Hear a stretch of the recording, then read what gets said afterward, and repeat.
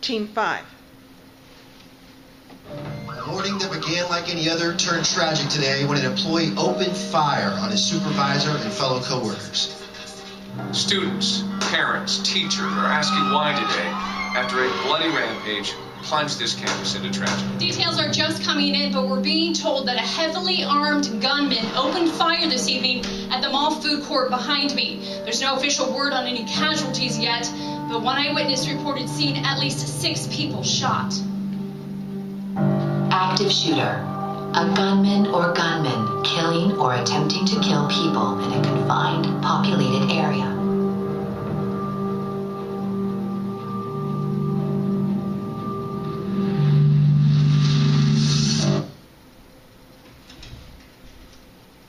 Okay, picture this scenario.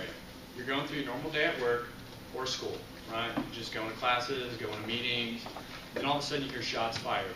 You hear people screaming, crying, you're like, what's going on? Your body starts to panic. Your body typically, when given stress, goes into 2 modes, fight or flight. Both can be necessary in a situation.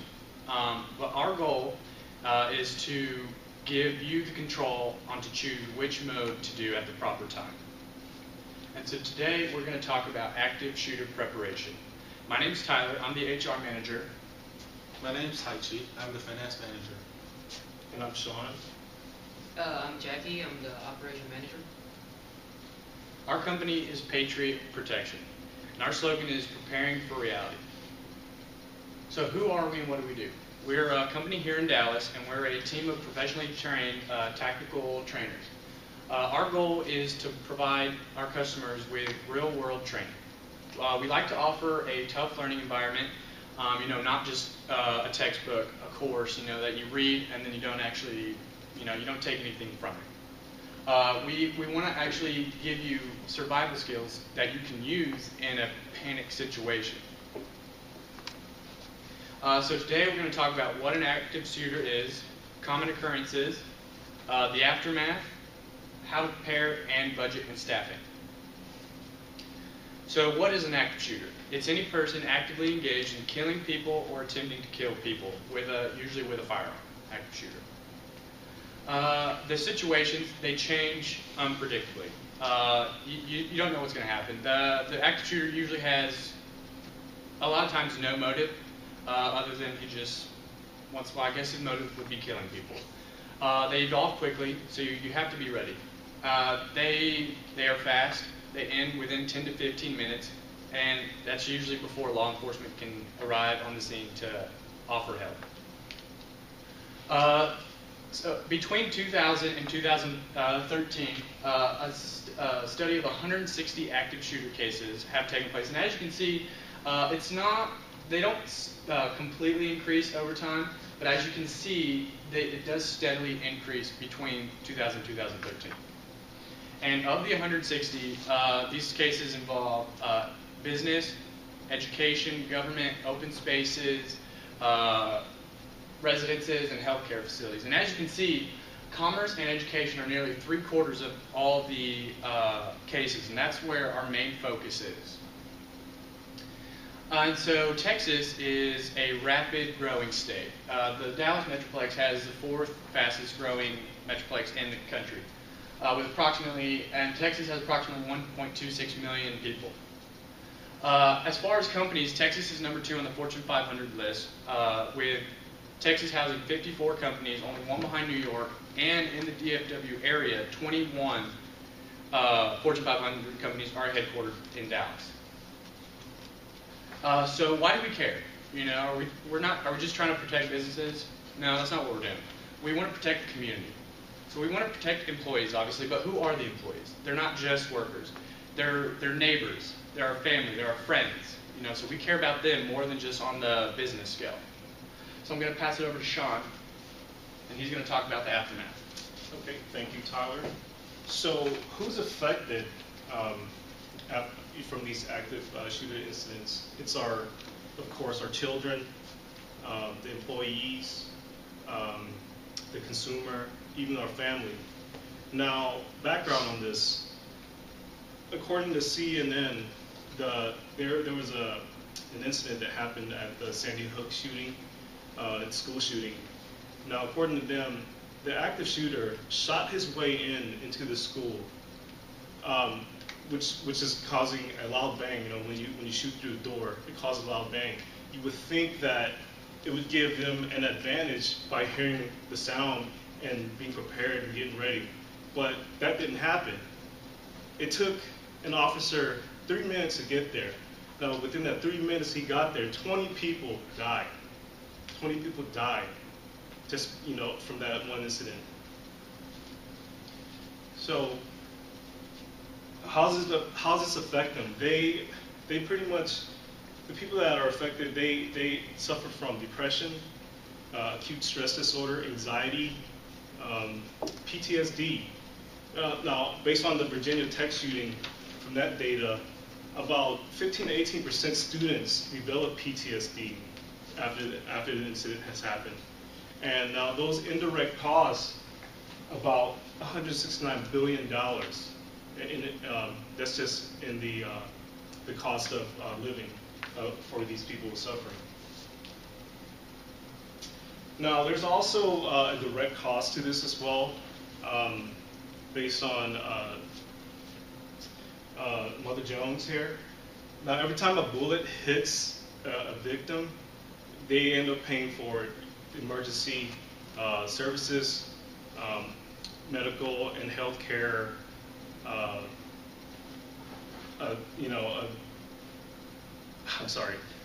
medical and health care, such as seeing a psychologist or seeing or going to rehab, and then but you know, the main idea is it sucks a lot of money off of them, and it counts up to at least 8.6 billion in direct costs, and not to mention police. You know, there's police investigations, court costs, and then keeping these criminals behind bars. 87% costs fall on these taxpayers. Now, during these incidents, our instincts are to run or hide, like this guy here. So what we do is we train individuals to be more proactive during these type of situations instead of freezing up like this gentleman here. So we can be proactive in these situations, and we can get out of our comfort zone and actually have an actual plan instead of running down the hall aimlessly, you know, possibly into like another second gunman or something like that. Okay, so the cost on the business as well too is there's losing an employee, property damages, giving more worker compensation, and also paying more for security. But what good is paying more for security if there's an active shooter on the other side of the building? You know, what will those employees do during that time until help arrives? Now, to explain more on that training, I'm going to turn it over to Jackie.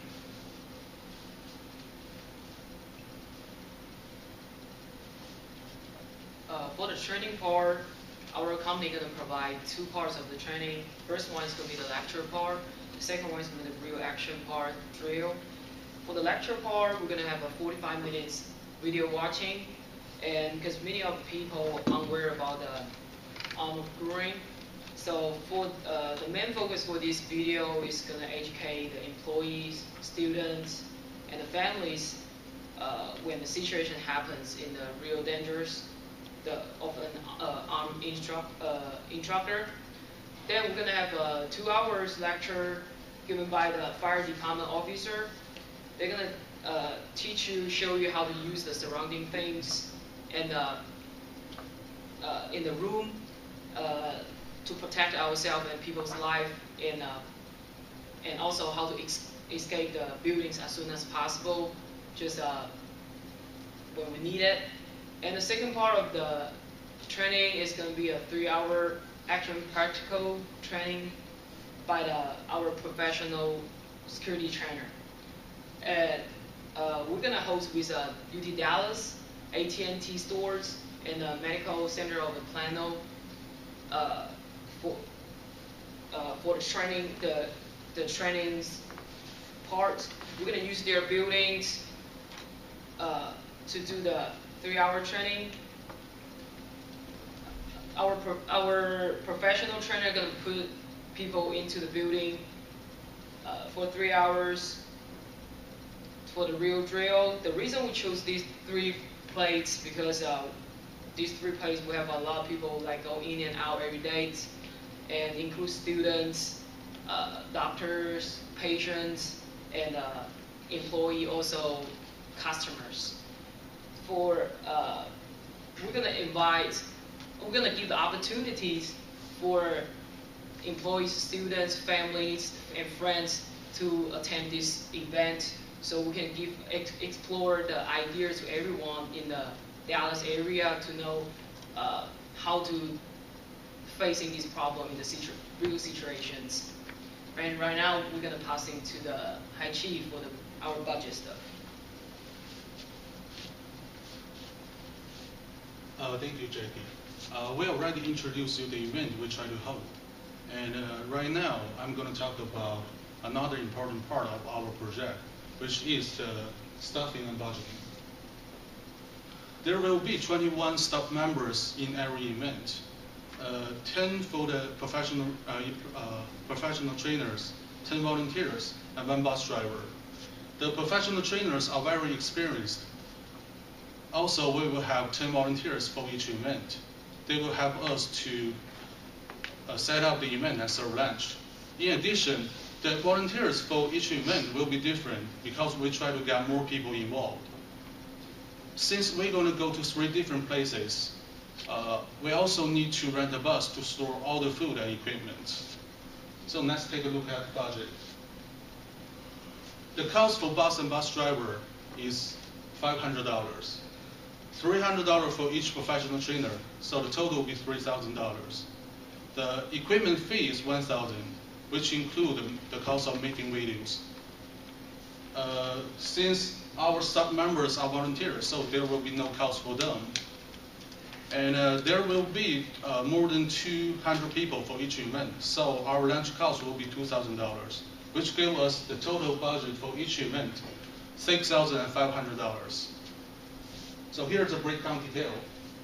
46% paid to the trainers, 31% for the lunch, 15% for the equipment, and the rest 8% covers the bus rental and driver cost. So the total budget for all 3 companies together is $19,500, and the Dallas Regional Chamber's contribution will be $9,750. The overall budget for all 3 events is very inexpensive compared to other programs with the same type of reach. The equipment for the practice training will be prepared by our professional trainer, so there will be no additional cost for this part. And the $1,000 equipment fee mainly includes the projector and the video we make. Also, these videos can be reused in our future. So with such low cost, we are able to effectively teach many people in Dallas area how to protect themselves. So right now, I'm going to pass back to Tyler, and he will have our conclusion. Thank you. Thank you, Head Chief. All right, so today we identified the problem, which is active shooting. Our solution is active shooter preparation among businesses and schools. The result will teach around 600 employees at the companies in the 3 industries, and we're asking the Dallas Regional Chamber for a small donation of $9,750. Our goal at Patriot Protection is to make the city of Dallas a safer place to work and live. And with the help of the Dallas Regional Chamber, we can make that a reality. Thank you for your time and consideration, and we're going to open it for questions. Yes, ma'am. The training that you will give out, will it also include teaching people how to use a firearm, or what kind of training will it be? Okay, so she asked if the training that we're going to provide, if it's going to teach people how to use a firearm. That is not what this training is going to be. This is just strictly either run and hide or fight. And when we say fight, using objects around you, like say the intruder comes in a door, right? You can throw objects at trash cans, chairs, because they're going to be coming in not knowing the outcome of the room. Y'all are in here, so y'all know the surrounding objects. So that's what we're going to be teaching.